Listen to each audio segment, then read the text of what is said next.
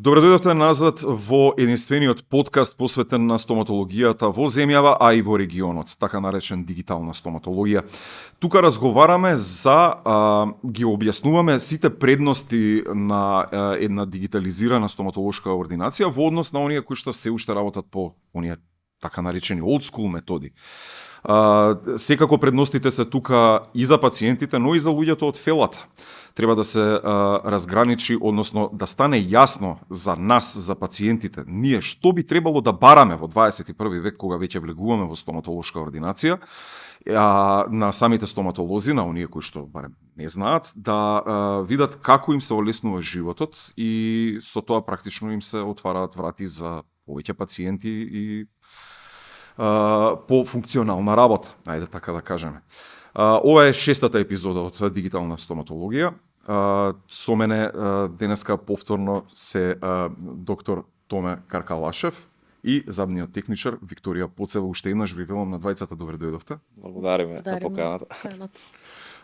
Имавме навистина интересни епизоди и со двајцата, нели, разделни, меѓутоа интересни епизоди. И денеска сакаме малку повеќе да се посветиме на оној технички аспект, што е конкретно ги споменуваме цело време, на ваков или на таков начин. Цело време ги споменуваме дигиталните алатки кои што се потребни за една стоматолошка ординација да функционира на современ метод. Нема да кажам модерен, затоа што тоа реално не е модерен, меѓутоа е современ, бидејќи нели не е најнова, а кај нас сепак многу малку се користи. Ајде да ги фатиме дигиталните алатки кои се применуваат во стоматологијата. Во стоматологијата најчесто ги применуваме интраоралниот скенер, а во заботехничка лабораторија сега ги применуваме исто така и екстраоралниот скенер и 3D принтерите. Сега јас како доктор клиничар може да обрнам повеќе внимание на интраоралниот скенер. Да. Со помош на овој скенер, работата која што порано ја работевме мануелно со земање отпечаток со лажица и со силиконски маси, сега е заменета со дигитален отпечаток. Значи, многу е лесната работата за пациентот, лесната е работата и за стоматологот и за забните техничари. Скенерот функционира на тој начин така што најпрво треба на компјутер да имаме инсталирано посебен софтвер или програма и на таа програма треба да одбереме за која цел сакаме да го користиме скенерот, дали за изработка на коронки, на мостови, за изработка на хируршки гајдови за поставување на импланти. Значи имаат многу широка примена интраоралните скенери.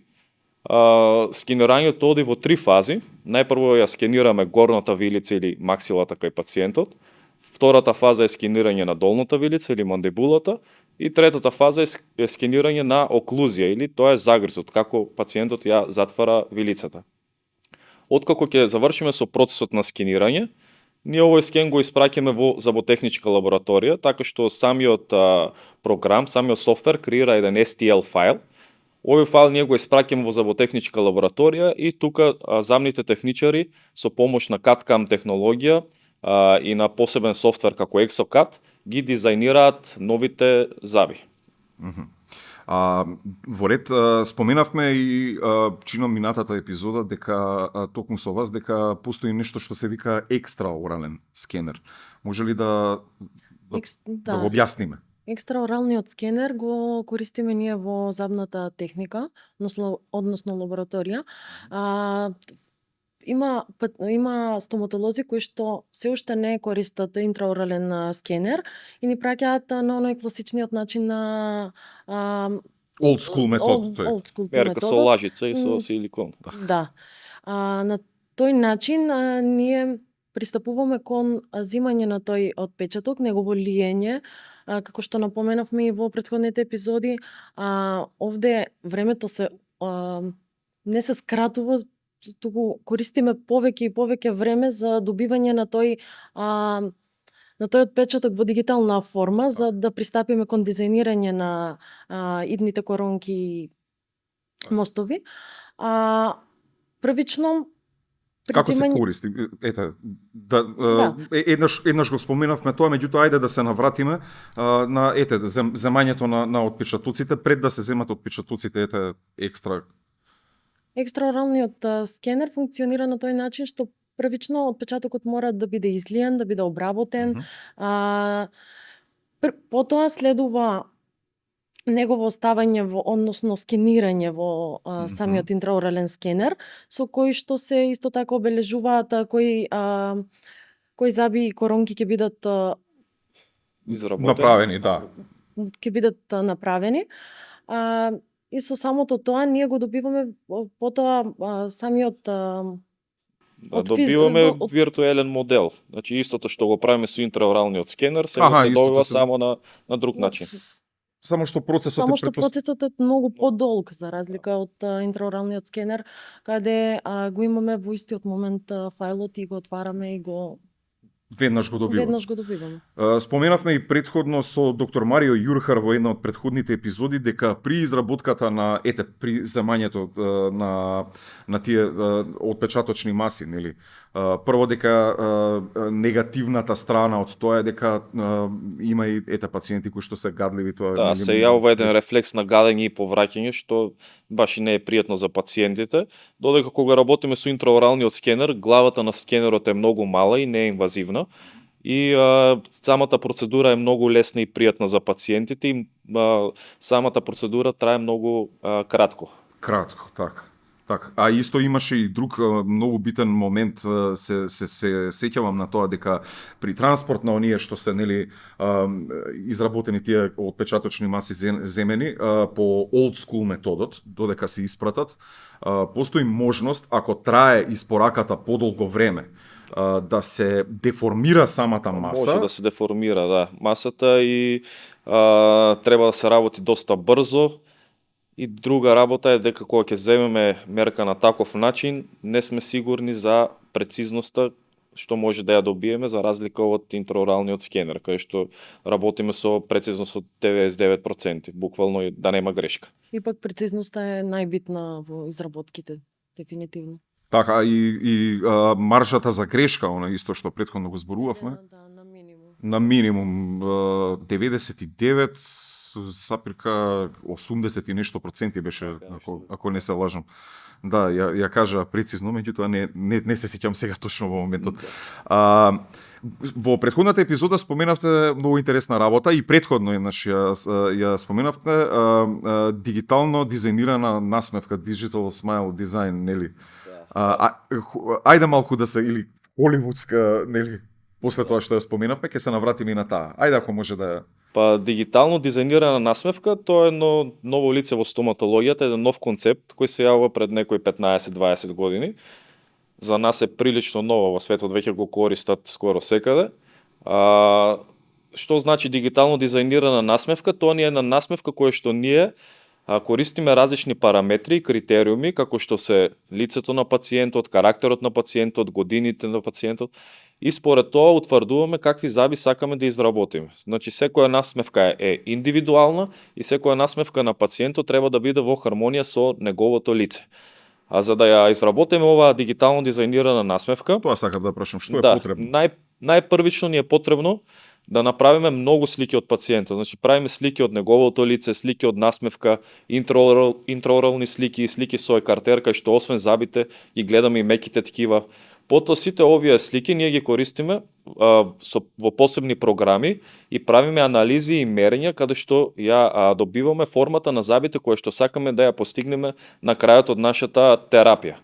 Овие анализи и мерења ни се многу битни затоа што ние ги испраќаме во зъботехничка лабораторија и тука техничарите ги користат за да изработат еден модел на една насмевка која што ние може да ја испрезентираме на пациентот и пациентот е сигурен и знае каква насмевка ќе добие. Тука може да се направат и некои корекции во формата, во големината на завите, според желбите на пациентот, но најбитно од се е дека ние уште пред да започнеме со стругање, со препарација на завите, пациентот има една слика, знае од прилика какви заби ќе добие и знае што да очекува.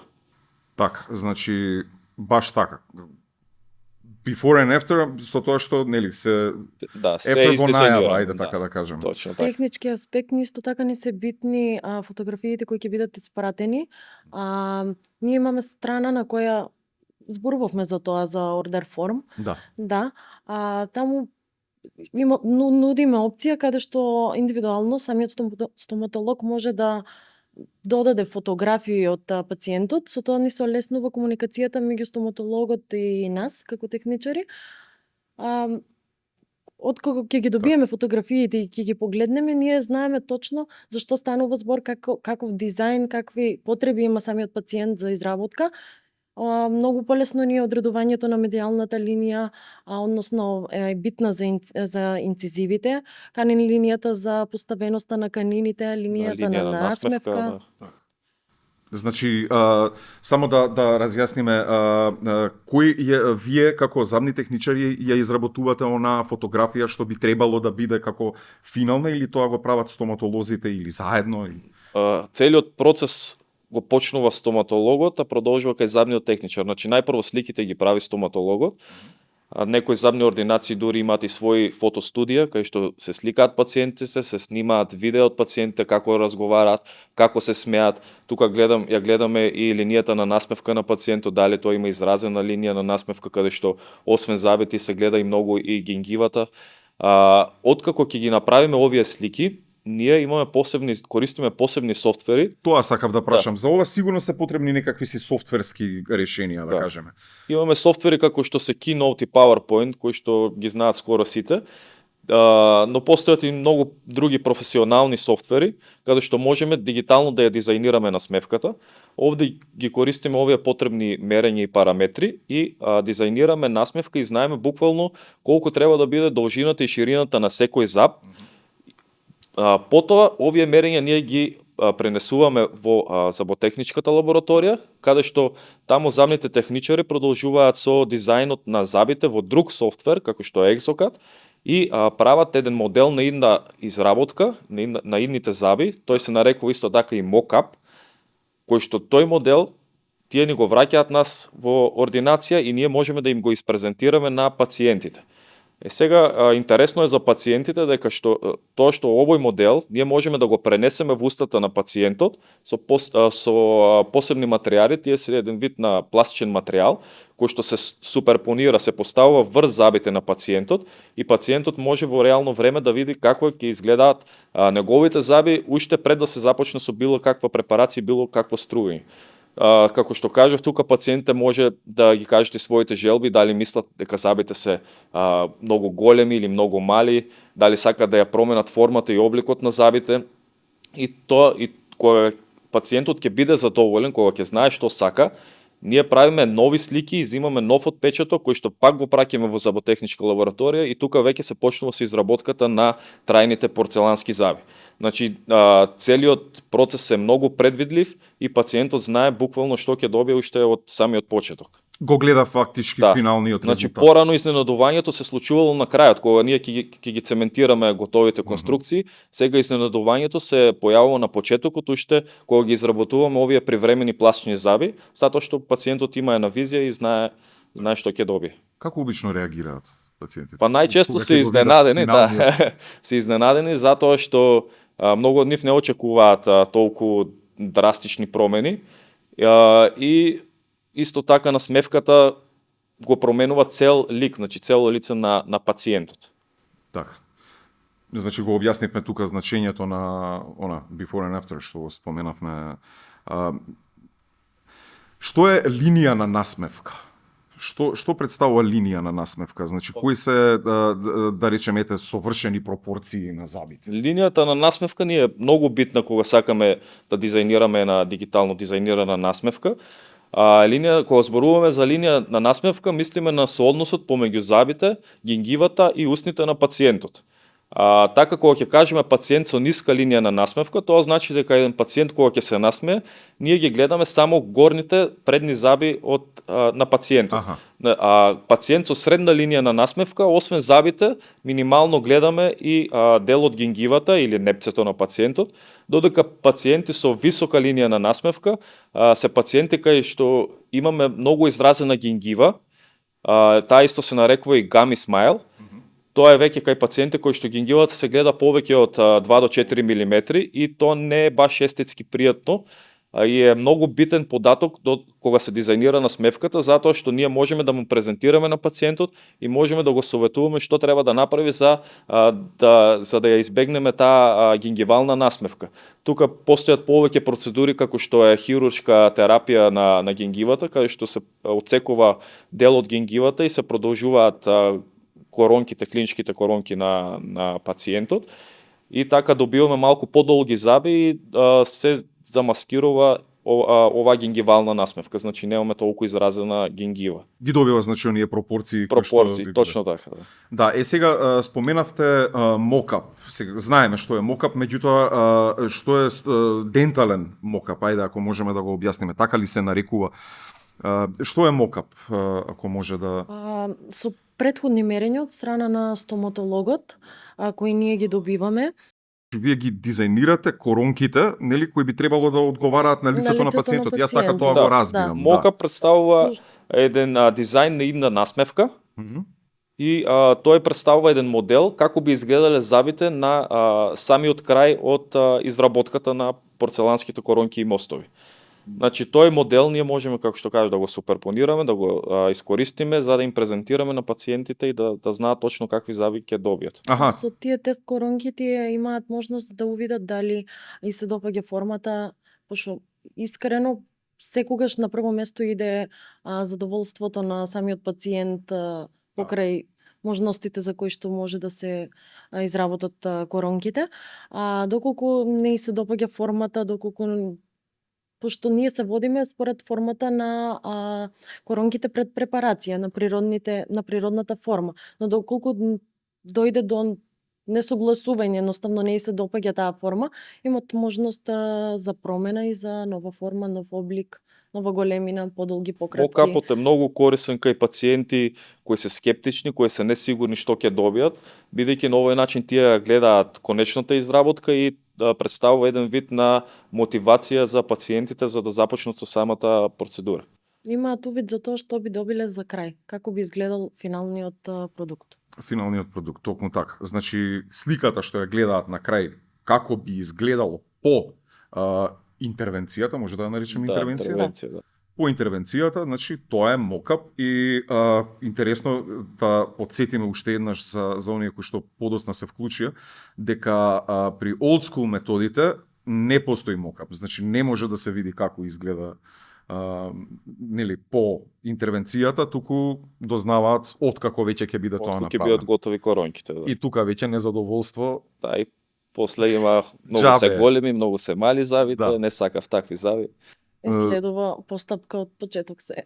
Така, повторување на процесот, исто како што е, ете уште еднаш да се навратиме и на таа тема, исто како што и при земањето на отпечатокот, дека ако не се изврши како што треба да се повтори цел процес уште еднаш. Сега во целосно дигитализирани стоматолошки ординации сето тоа се избегнува. Значи буквално се скока тој процес. Се работи прецизно и со правилна диагноза, со правилен план на терапија, со добри анализи, ова сето може да го избегнеме и да знаеме, да бидеме сигурни во резултатите што ќе ги добиеме на крај. И плюс пациентите да бидат задоволни. Тоа е најбитно. Дека ќе го добијат она што го сака. Го сака, точно. Ете така. Може ли да се вратиме малку на онаа холивудска насмевка? Ајде.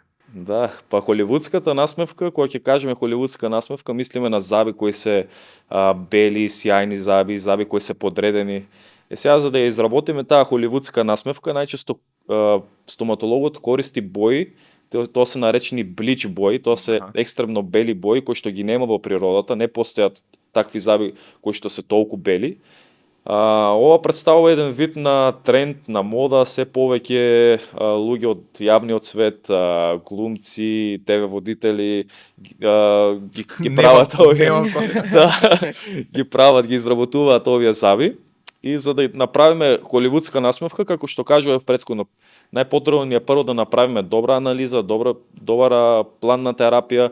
Најбитно од се е да го изслушаме пациентот, кои се неговите желби, какви заби сака да има, што сака да постигне.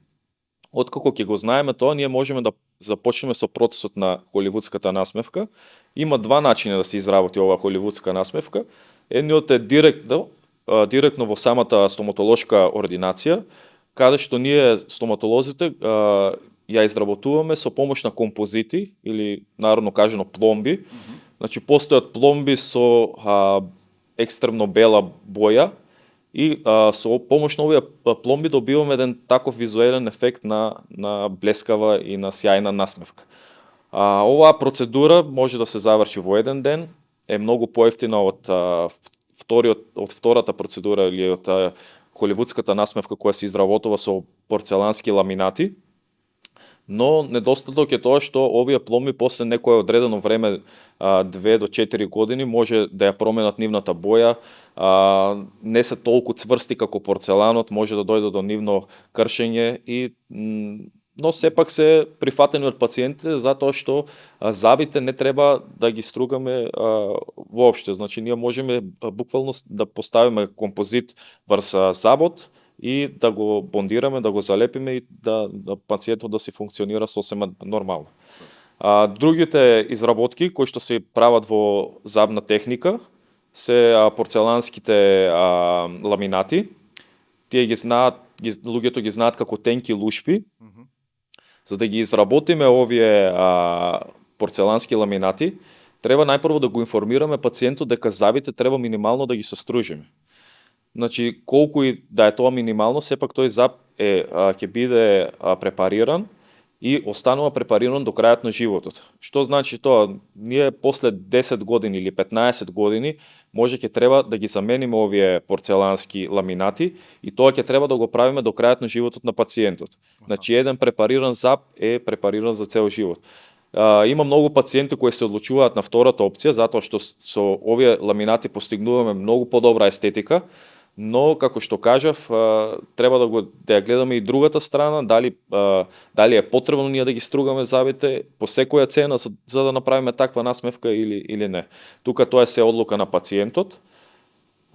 Имаме и таков вид на комбинирани насмевки, така што некои заби кој што е нарушена естетиката, ние тогаш можеме да направиме ламинати и да ги состружиме забите, а други заби да ги правиме со композити. Значи имаме комбинација од двете. Какви најчесто бараат пациенти тебе по ваше искуство? Не можам да кажам, се зависи до пациентот, бидејќи композитните и друг момент е цената, значи композитните се многу поевтини од порцеланските. Најдобро е најпрво да се започне со тие композитни, да видат пациентите што ќе добијат, да се мотивираат и ако после некое одредено време они одлучат сами дека сакаат да продолжат со порцеланските, тогаш да продолжиме на малку поагресивен метод. Так, и ме интересира дали, например, и при изработката на оваа холивудска насмевка, дали за тоа се користат некакви мокапи, значи слика како би изгледало автор? Да, секако. Кога правиме поголеми изработки, мокапот ни е од голема помош, затоа што со помош на овој мокап ние точно ја знаеме позицијата на новите заби, ја знаеме формата, големината. Значи, секоја холивудска насмевка задолжително бара претходен дизајн и мокап. Добро, нијансите, малку инсайд информација се. Во однос на нијансите, повеќе бараат да речеме нешто што би било разумно или има и онакви што сакаат да светат навечер? Се по желбите на пациентот, да.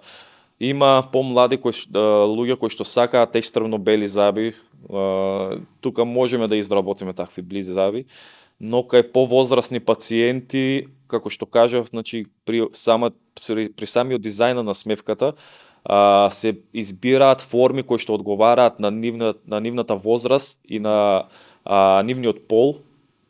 И тука е подобро да избереме бела боја, но не толку дречливо. Да, не природно бела, туку малку по природни нијанси. Така, добро, сосема логично. Колку време е потребно за изработка на ова? На холивудската насмевка? Отприлика колку време е? Процесот трае зависно од колку заби ќе изработиме, зависно од кој метод ќе го примениме за изработка. Како што кажав, директното изработување со композити, со пломби, тоа може да го направиме за еден ден, додека кај изработката со ламинати, треба најпрво да ја направиме анализата, да направиме фотографии од пациентот, да направиме мокап, потоа пациентот да дојде вториот термин кога ќе дојде да отпочнеме со процедурата на препарација на зъби, да земеме мерка и да изработиме привремени зъби. Значи пациентот да може да си функционира се додека не бидат изработени порцеланските ламинати. Сега ламинатите тоа зависи и од забната техника и од Тоа техничарите. сакам да прашам, тоа претпоставувам така, нели забната техника ги изработува тие. Да. Дали е процесот на пример ист на изработка на овие ламинати како што е на пример изработката на коронките, дали исто се користи 3D?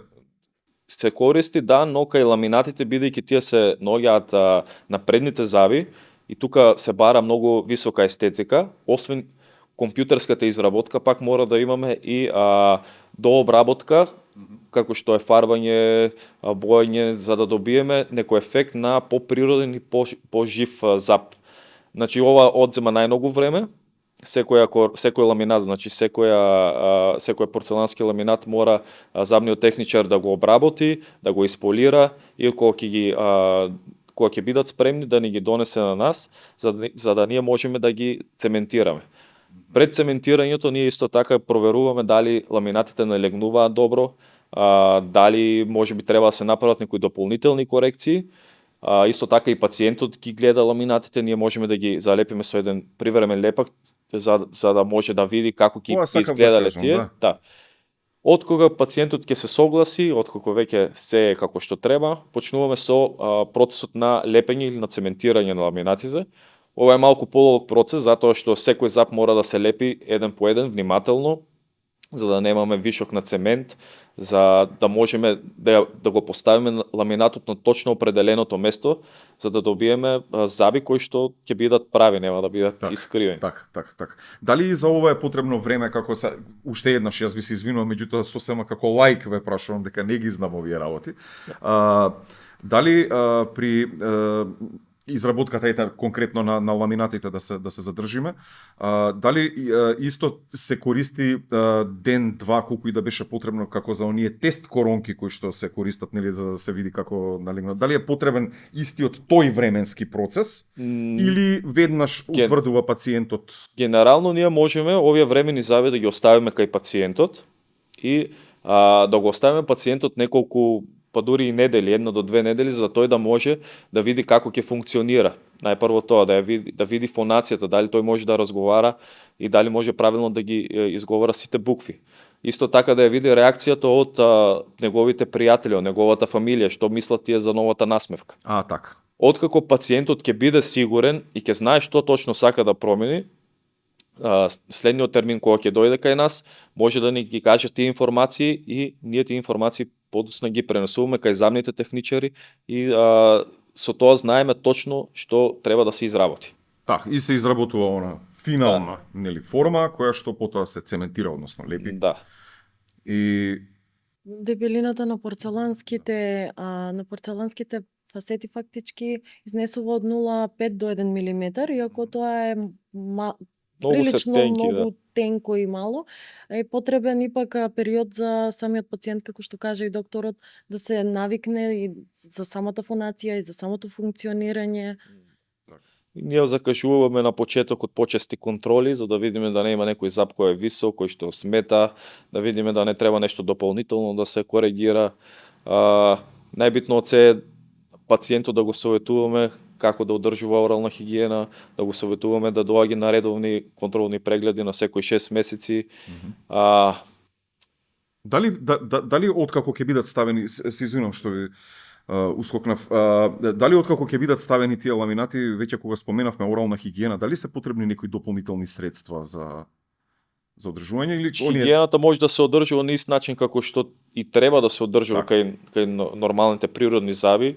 Редовно четкање, користење на забен конец, користење на водички за испирање, користење на интердентални четки, значи се што може да направи еден пациент за да ја одржува хигиената, се тоа ни е потребно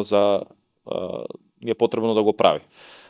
Исто така ги советуваме пациентите, бидејќи како што кажавме, значи овие се многу тенки, еден вид на лушпи од 0,5 до 1 милиметар. Да. Ако се цементираат добро за завод, не би требало да има проблем од нивно кршење и пукање, но ние во секој случај им даваме совет да одбегнуваат генерално многу цврста храна, како бадеми, лешници, да внимаваат како јадат, значи да не гризат со забите, туку да сечат и парче по парче да ја јадат храната. Ова е само совет за да може да ги имаат коронките колку може повеќе, подолг временски период. Исто така, многу пациенти сметаат дека од кога ќе ја направат холивудската насмевка, ја прават еднаш за цел живот.